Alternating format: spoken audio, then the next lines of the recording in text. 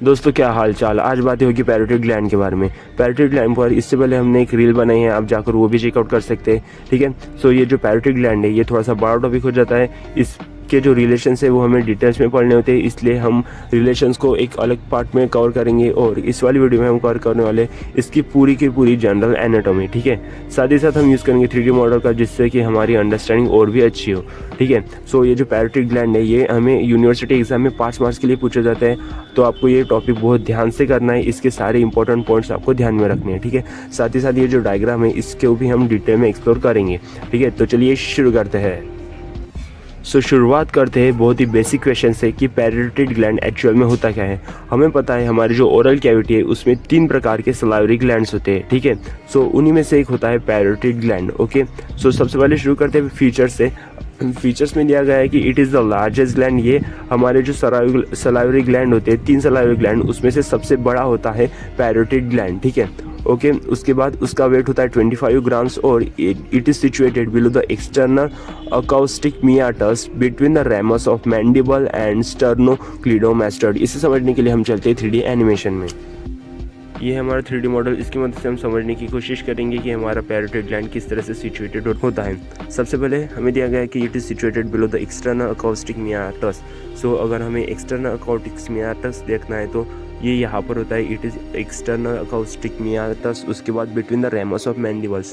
Ramus of mandible ये reason होता है, ये वाला जो पूरा रीजन दिख रहा है आप, ग्रीन रीजन, इसे हम कहते हैं रेमस ऑफ मैंडिबल। और जो स्टर्नोक्लीडोमास्टोइड मसल होती है वो कुछ इस तरह से एक्सटेंड होती है नीचे की तरफ। ओके, ये हमने इससे पहले वाली जो वीडियो थी उसमें भी देखा है, जिसमें हमने देखा था एंटीरियर ट्रायंगल ऑफ नेक, उसमें हमने देखी थी स्टर्नोक्लीडोमास्टोइड मसल। ठीक है, आप इमेजिन कर सकते हैं कि हमारा जो पैरोटिड ग्लैंड होगा वो कुछ इस रीजन में होगा। ठीक है, ये जो रेड वाला रीजन है इसमें होगा पैरोटिड ग्लैंड। ठीक है, अगर इसे हमें और अच्छे से देखना है तो दूसरे सिस्टम में चलते हैं। आप यहाँ पर देख पा रहे हैं अब। ठीक है, इसमें हम हाइड कर देंगे। सबसे पहले हम muscle, ligaments, veins, arteries, nerves, respiratory as well as lymphatic, brain, eye, ear, integumentary. इन सब को हाइड करने के बाद अब हम देख पा रहे हैं ये हमारा पैरोटिड ग्लैंड। ठीक है, ये जो ग्लैंड है ये है पैरोटिड ग्लैंड। ठीक है, अब आपको क्लियर होगा कि पैरोटिड ग्लैंड किस तरह से लोकेटेड होता है। उसके बाद आगे बढ़ते हैं। उसके बाद वाला टॉपिक है कैप्सूल ऑफ पैरोटिड ग्लैंड। ये जो कैप्सूल ऑफ पैरोटिड ग्लैंड है इसे समझने के लिए हमें डायग्राम को समझना बहुत इंपॉर्टेंट है। ठीक है, ये डायग्राम को अच्छे से समझने के लिए आपको ये जानना है कि ये जो व्यू है, मतलब ये जो डायग्राम है, ये पूरी तरह से superior view of parotid gland से बनाई है। ठीक है, अगर इसे हमें समझना है तो इस 3D मॉडल के ऊपर आप ध्यान दीजिए। ठीक है, आप यहाँ पर देख सकते हैं ये है हमारा पैरोटिड ग्लैंड। अगर हम इसको सुपीरियर व्यू से देखें तो ये कुछ इस तरह से दिखेगा और इसी सुपीरियर व्यू से हमने ये डायग्राम बनाई है। अब हम चलते हैं डायग्राम की ओर। ठीक है, ये जो डायग्राम है इसको हम पढ़ने वाले हैं। शुरू करते हैं। सबसे पहला point, investing layer of deep cervical fascia forms a capsule for the gland. Okay, हमें कहा गया है कि ये जो ग्लैंड है इसके इर्द गिर्द एक कैप्सूल फॉर्म की जाती है बायोफैशिया। ओके, इसे हम कहते हैं इन्वेस्टिंग लेयर। ठीक है, ये जो लेयर है ये पैरोटिड ग्लैंड के दोनों तरफ से एक कैप्सूल की तरह फॉर्म करती है। ठीक है, और इस कैप्सूल की 2 लेयर होंगी। ये जो एक्सटर्नल लेयर आप देख रहे हैं इसे हम कहते हैं सुपरफिशियल लैमिना, और ये जो इंटरनल लेयर है इसे हम कहते हैं डीप लैमिना। ओके, अब आगे बढ़ते हैं। Superficial lamina is thick and adherent to the gland. It is attached to the zygomatic arch. Okay, ये जो सुपरफिशियल लैमिना, ये जो ग्रीन कलर की लेयर देख रहे हैं आप, इसे हम कहते हैं सुपरफिशियल लैमिना, और ये जाकर अटैच हो जाती है टू द जाइगोमेटिक आर्च। उसके बाद है डीप लैमिना। ये है डीप लैमिना। इसके बारे में कहा गया है it is thin and attach to the styloid process tympanic plate and posterior border of ramus of mandible. ठीक है, ये जो डीप लेयर है, मतलब ये जो डीप लैमिना है, ये जाकर कनेक्ट हो जाता है टू द टिम्पैनिक प्लेट। आप यहाँ पर देख पा रहे होंगे ये जाकर कनेक्ट हो रहा है टू द टिम्पैनिक प्लेट। साथ ही साथ ये फॉर्म कर रहा है connection with the styloid process. Okay, so यहाँ पर भी एक कनेक्शन प्रेजेंट होता है जिसे हम कहते हैं स्टाइलोमैंडिबुलर लिगामेंट।